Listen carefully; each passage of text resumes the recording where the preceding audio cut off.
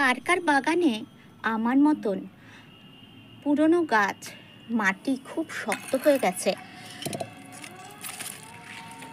দেখুন তো, এরকম মাটি শক্ত হয়ে গেলে আমরা কি করব সেটাই আজকে দেখাবো। যতই আমরা সুন্দর মাটি দিয়ে গাছ বসাই না কেন, গাছ হয়তো সবুজ সতেজ তাজা থাকবে, কারণ আমরা বিভিন্ন রকম খাবার দিচ্ছি, বিভিন্ন রকম কীটনাশক দিচ্ছি, ফাঙ্গাসাইড দিচ্ছি। গাছের হয়তো খুব একটা অসুবিধা হবে না, কিন্তু তবুও গাছের বাড়বৃদ্ধি কমে যায় যদি এরকম শক্ত মাটি হয়। ভালো লাগার গাছে সকলকে স্বাগত বন্ধুরা। আশা করি আপনারা ভালো আছেন। সকলের শুভেচ্ছায় আমি ভালো আছি। তো এই যে গাছের মাটি এই রকম শক্ত আর এর মধ্যে আগাছা জন্মেছে, সেরকম মাটিযুক্ত জায়গায় গাছ কখনোই বাড়তে পারে না। এটা আমার স্পাইডার প্ল্যান্ট, আর এই প্ল্যান্টটা আমি হ্যাঙ্গিং করে রেখেছি। এটা এতদিনে অনেক বেশি বড় হয়ে যেত আর অনেক এর বেরিয়েছে। এখান থেকে আমি আরও 3-4টে স্পাইডার প্ল্যান্ট করতে পারবো, কিন্তু তাহলেও আরও বেশি শাখা বেরোনোর এর কথা।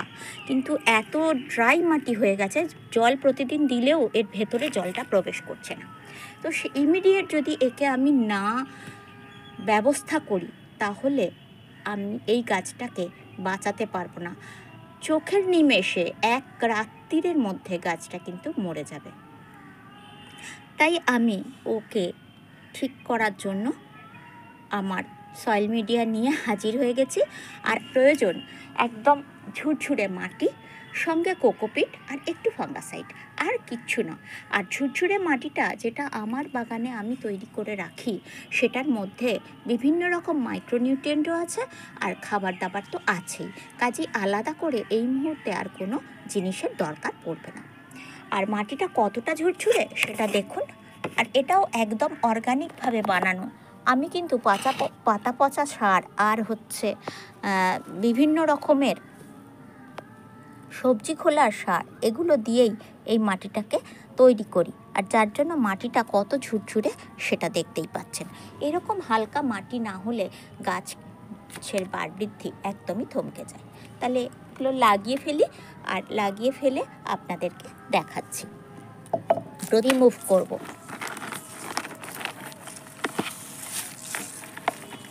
আর যেহেতু এটা প্লাস্টিক পট, দেখতে পাচ্ছেন কিভাবে রোদ্দুরে এটা ভেঙে গেছে, মরমরে হয়ে গেছে। তাই এই পটটাকেও আমি চেঞ্জ করে দেব। দেখুন কতটা রুট বাউন্ডও হয়েছে, আর মাটিটা একদম ধরাই যাচ্ছে না, অথচ প্রতিদিন জল দেওয়া হয়। পটটা এতটাই শক্ত হয়ে গেছে। তো ইমিডিয়েট একে ছাড়িয়ে আমি দুটো পটে দুটো গাছ করব। এখান থেকে অনেকগুলো গাছ বেরিয়েছে। আমি একে অনেকগুলোই চারা করতে পারতাম, কিন্তু আমি এটাকে দুটো গাছ করব, কারণ একটু ঘন হয়ে থাকলে না দেখতে বেশি ভালো লাগে। এর জন্য আমি এই মাটিটার মধ্যে মিশিয়ে নেব কোকোপিট,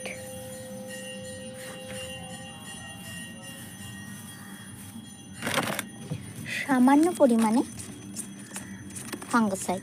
ফাঙ্গাসাইডটা দিলাম এই কারণেই, কোকোপিটটা ভিজে থাকবে, তাতে করে যাতে ফাঙ্গাস না লাগে। এখন এই স্পাইডার প্ল্যান্টগুলোকে আমি ছাড়িয়ে নিয়েছি। এগুলো এক একটা করে আলাদা করেও আমি বসাতে পারি, আবার এই একসাথে করে নিয়েও আমি এই প্রত্যেকটাকে বসাতে পারি। একসাথে বসালে এই ঘনটা হয়, দেখতে ভালো লাগে। আর এইটা একটা বড়, এটাকে আলাদা করে রেখেছি, এটাকে আলাদা বসাবো। বেরিয়েছে এগুলো, দেখুন।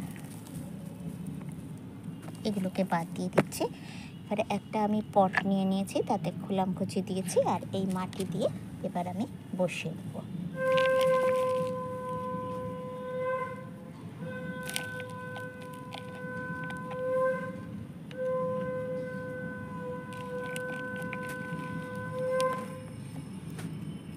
সন্ধ্যা হব আকাশে লাল আভা ছড়িয়ে পড়েছে। এই সময় বাগানের কাজ করতে বেশ ভালো লাগে। রোদের তাপটা নেই, আর হালকা হালকা হাওয়া হয়।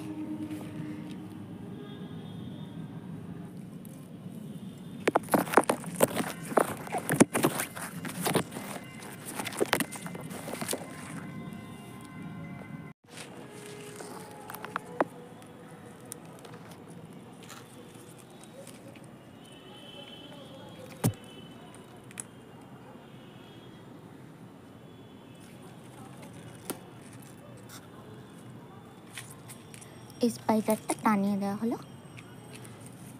হ্যাঙ্গিং করে। ওই টবটাকে বাতিল করে দিয়েছি, ওই টবটা তো একদম ভেঙে গেছিলো। আর একটাকে আমি হ্যাঙ্গিং করব না, এমনি এটা লাগিয়ে দিলাম একটা মাটির টবে। পরে ওকে আমি হ্যাঙ্গিং করে দেবো। সুস্থ থাকবেন, ভালো থাকবেন। আর আমার ভিডিও যদি ভালো লেগে থাকে তাহলে অবশ্যই আমার চ্যানেলে গিয়ে ভিডিওগুলো দেখবেন এবং লাইক করবেন, শেয়ার করবেন, সাবস্ক্রাইব করবেন বন্ধুরা যারা আমার চ্যানেলে নতুন। আর যারা আমার চ্যানেলে পুরনো সাবস্ক্রাইবার, তাদের জন্য রইল অসংখ্য ধন্যবাদ। নতুনদের জন্য রইল অনেক শুভেচ্ছা।